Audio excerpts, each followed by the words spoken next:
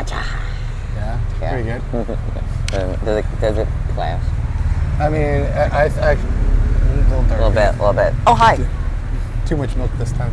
Hello, and welcome to Align Strength Coaching. I'm Kelly. I'm Jordan.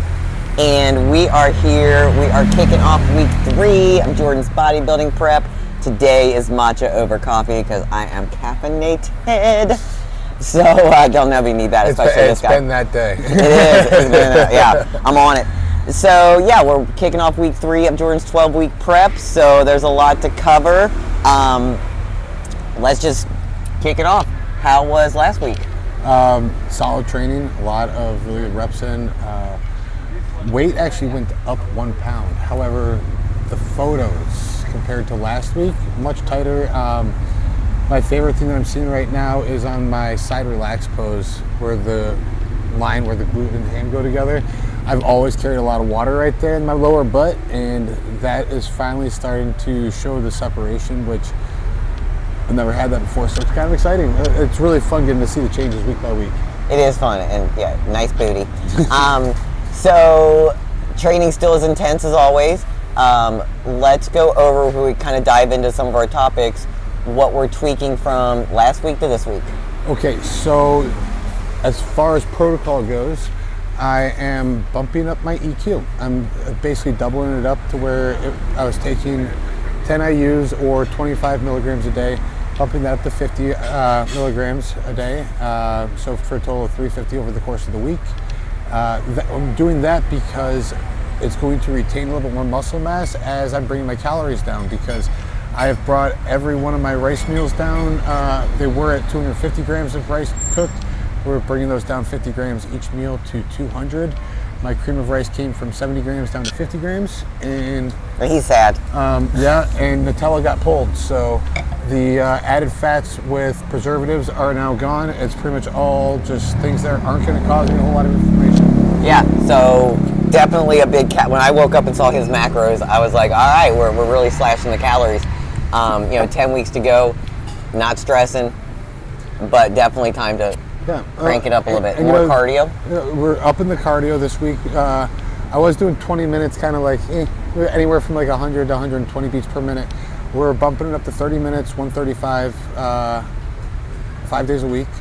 Probably gonna be in the afternoons for that. I actually like doing my cardio when I'm sweating my butt off. It goes by faster for me, and I don't like waking up early. And so like I get fasted cardio. I'm all for it. If you have the energy to get up and do it, I'd rather go for a nice walk with myself and my dogs, just relax and get my steps in movement that way to start the day. Yeah, perfect.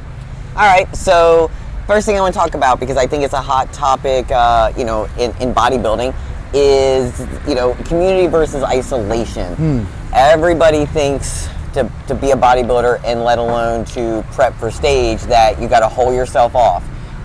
It is, obviously, the sport's a you sport, right? You versus you. So it's not a team sport, but that doesn't mean you have to isolate yourself. So, we've kind of found our little community here, and we're working to expand it, but let's talk about how you make that happen. So the big thing here that I've found, I understand the isolation aspect because you want to control all variables that are there. This is why when we find our community, we have to find like-minded people. We have to find people that are going to be supportive. I really believe that you don't have to be that person that goes to the gym, eats your food, goes to work, does whatever, and then goes home and has zero interaction with people during the day. That's a miserable existence. We get to do this. This is a choice. So why would I want to make this the most enjoyable experience possible? And to me, sharing it with people I love, sharing it with friends who are there supporting me. We were talking with a guy at the gym today, and he was asking me what the day of the show was. He was like, he was all excited. He thought it was in Bangkok. Him and his buddies were all going to hop on the bus and go to Bangkok to support me for the show. But they found it was here. He's like, the whole gym's going to be there. Like, this is the community that we have here. It's unbelievable. I truly am blessed to have these people in my life. Yeah, so find yourself like-minded people. I think that's true in anything in life, right? You are who you surround yourself with. But like I said, I know this sport has a bad rap for being, just isolating, and it doesn't have to be. You choose that path no matter where you are in life. So yeah, get out there, meet people, go to gyms where maybe you know, it is maybe a little more bodybuild centric, if you will, if you have that opportunity. I know not all areas have that. Go to shows. Oh my gosh, we love going to shows. Just like it gets you like invigorated, especially during your off season. Go to shows. That's where you're definitely going to meet like-minded people. So, you know, just some tips for that. Let's talk about, and it's funny because I saw your reel this morning. Of course, I saw your reel this morning. Invisible progress. You touched a little bit about it in the beginning, but let's dive in. So, as I said, my scale went up 1 pound this week. But when you look at the pictures, it is quite obvious that there was progress made in the last week. It's very obvious. So, a big thing that we do is we have to look at all the metrics that are involved with what we're going for. Now, luckily for me, I don't have a weight cap for my division. But if you have a weight cap that you're looking towards, and this we're going to tie into this a little bit later, I believe, but you have a plan, you stick to it, and when you see a stall there, look at the total picture, because there may have been something that caused an issue with it.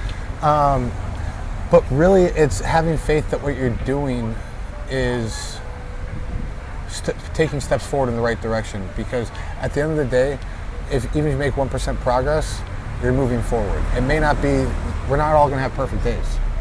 So we have to accept that, you know, we may have a stall week, but that week we can't turn it into 2. Yeah, no, for sure. And, you know, when I first got into this sport, it was trust the process, right? Trust the process. Don't get into your own head. Your coach is coaching you for a reason, and that applies to bodybuilding, lifestyle, anything. Just trust the process. So, yeah. Moving on to, this is a topic I think I maybe have a little more experience with. We kind of chatted about it, is navigating social static. So why don't you go over... Okay. Yeah. So the big thing here is like when you make a major life change. So if you are, for example, if you're a regular partier or something, your friend group is the ones that after work every night, you go out and grab a beer or 2 and then they're off for the night. And you make this change where you're going for a healthier perspective on life, where you know, I'm not going to go out for pizza, I'm going to order this meal, or I'm not going to go out for drinks, I'm going to, whatever the case may be, I'm going to stay in to make sure that I preserve my own peace. Well, not everybody likes it when that happens, and there's many reasons. The biggest one I've ever seen was because they were upset with themselves on what their choices they're making. Now, I've personally never had this issue because I've always had a very supportive network. I've always kept those people close to me that were like, oh, you're actually going to start losing weight? I got you. Like, I've actually had people come throw food away on me because I bought shit that I should not have bought. So I've been very blessed in that. Now, that's not the truth for everybody. Yeah, I think, by the way, everything we talk about here, yes, we're focused a lot on the prep, but you can apply a lot of this to any season of your life, any process you're going through, any change you're looking to make happen. So, you know, social static. I've had a lot of, you know, friends in the past, co-workers, peers, you know, who make changes. Drinking is a big one. You know, they're deciding I'm going to cut back or cut out alcohol. They realize it doesn't serve them anymore. Or they do want to take a lifestyle change and start eating better, for lack of a better word. And you've got friends who maybe that is your whole relationship with that friend, is you guys are always going to dinner, always going to drinks.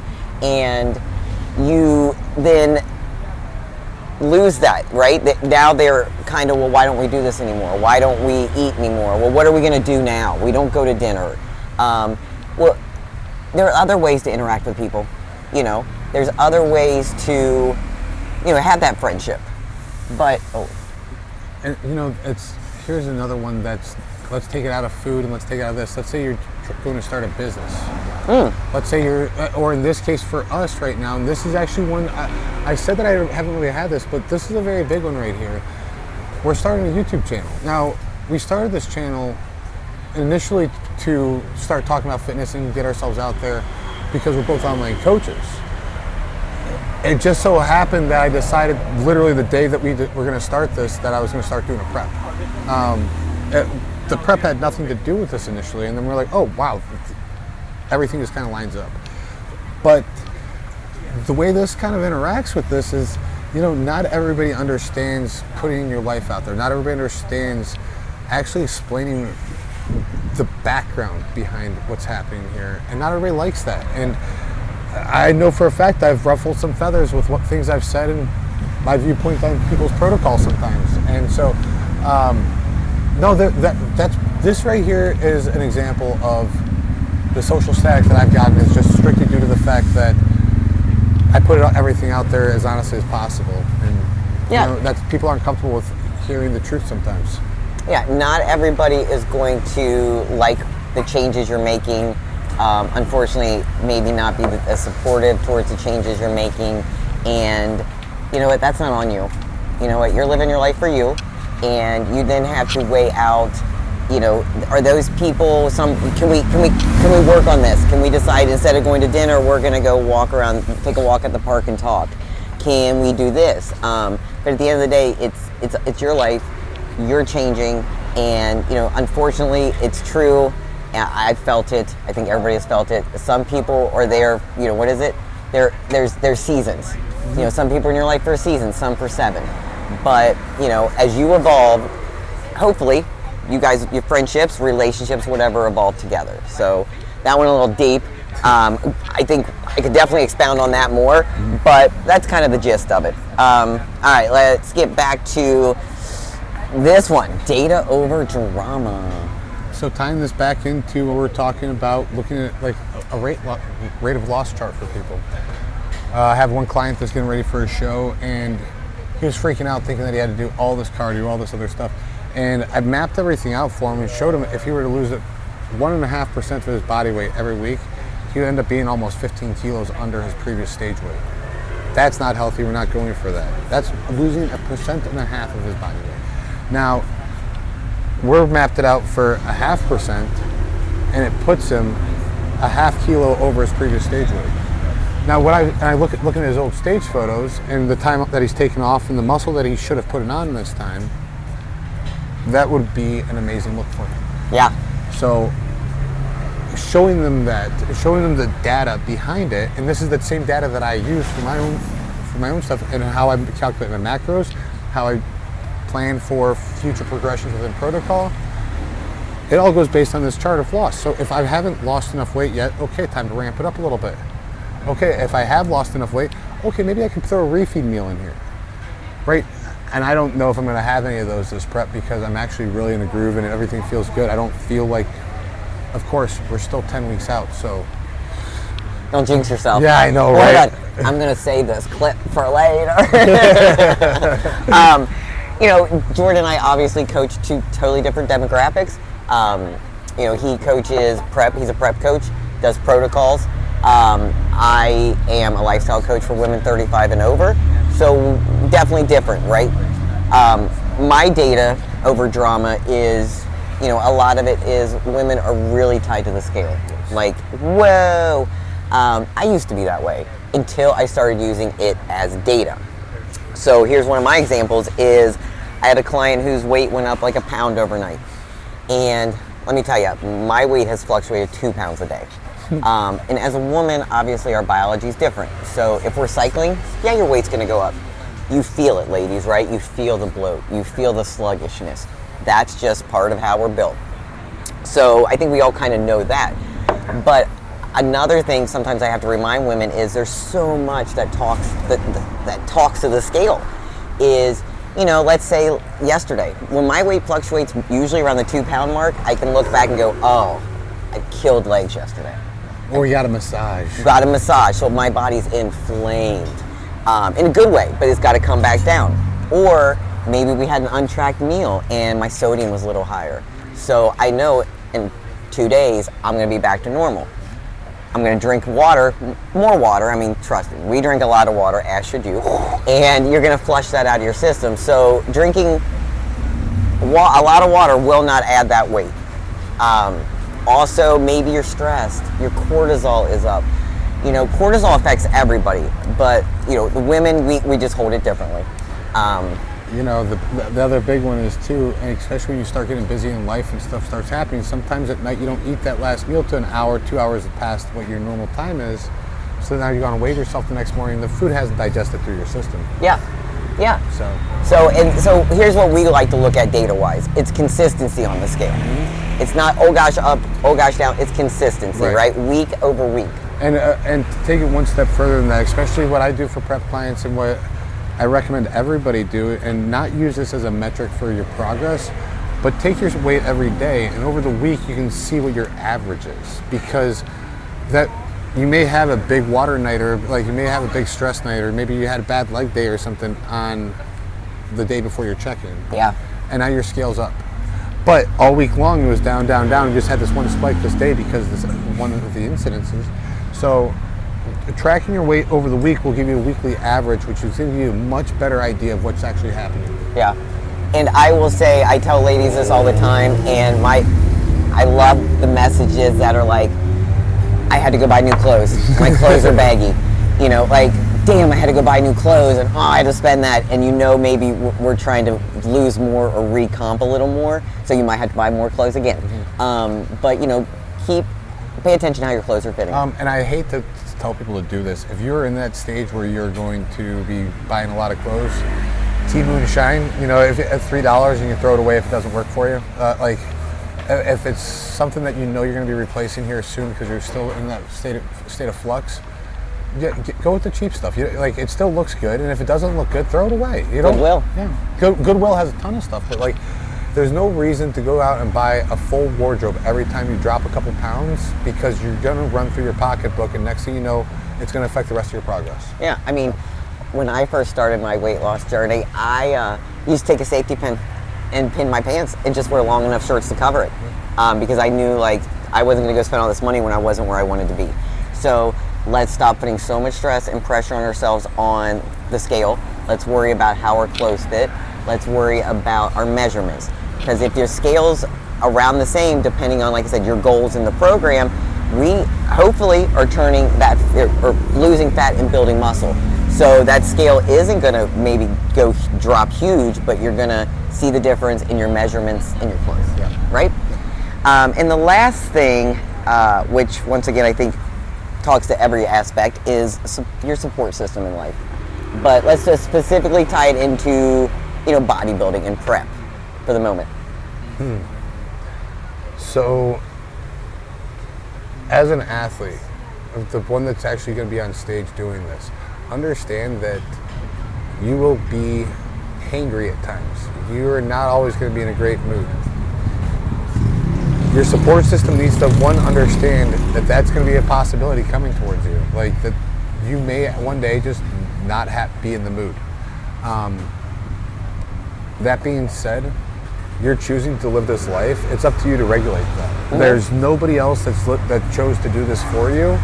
So if you're that person that's a total asshole to everybody around you, you need to reconsider what you're doing, because ultimately that's on you. That's not on everybody else. Like, you're the one choosing to live this life. So that being said, when you can show some gratitude towards your support system, you get it back tenfold.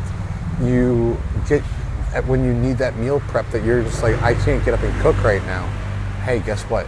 The chicken's on the stove. When you need the laundry done, but you got check-ins to do, you got to get to the gym, get your cardio done. You got all this. Hey, guess what? Laundry's done, and then it's hung up. Like, having those people there to actually pick up the slack when there's a time-limiting thing that has to get done, and you're just like, hey, I don't have it in me right now, and they can grab that. And then sometimes it's just as they see you're in a shit mood and just come and give you a hug. It fucking helps. Like, sorry about the language, but it does. Yeah, and you know, with that being said too, when the prep is over, the stage is gone, make sure you appreciate those people too. You know, tell them thank you. Make sure now you can spend more time with them. So, you know, pay it back to them. As far as partnerships go in this sport, I think that, you know what, I came from a marriage where I did not have a supportive partner in a lot of different aspects of life. I wanted to start my bodybuilding career years before I did. I was told no. So, you know, that's hard too. I think if you're in this sport, or other things too, and you don't have a supportive partner, that'll break you. So you need to evaluate that, right? Is it something that's worth risking that partnership? So you got to weigh that out for yourself. We have both done preps separately.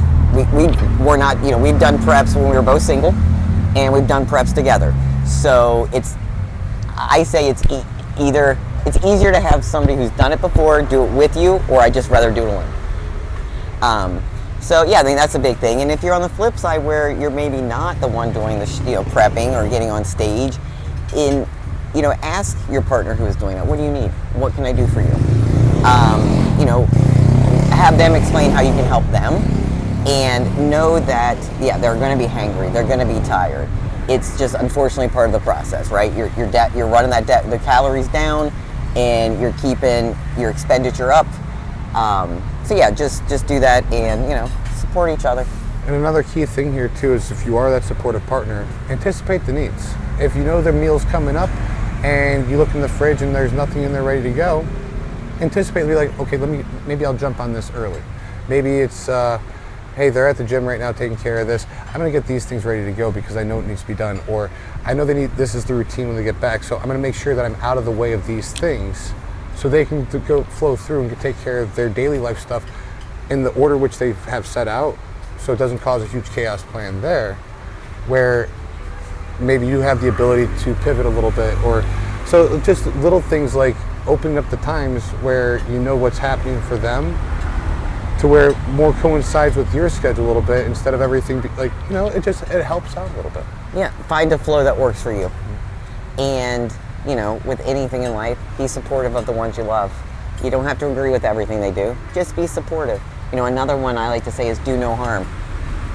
If I'm doing no harm, you're doing no harm, I support you, you should support me, and it'll come back to you tenfold.